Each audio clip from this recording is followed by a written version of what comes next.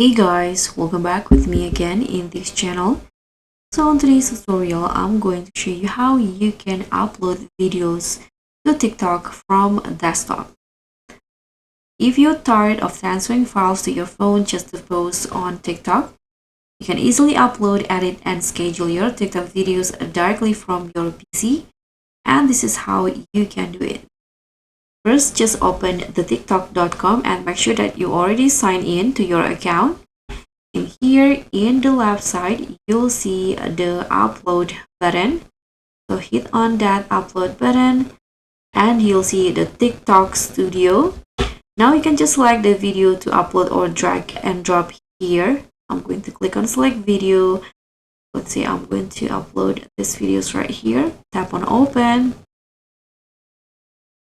And now you can just write the captions, add hashtag, mention, and also if you want to, you can also change the cover.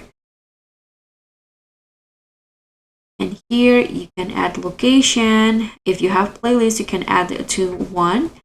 And on PC, you can also schedule it for later. You can click on schedule and here you can choose the time and also date.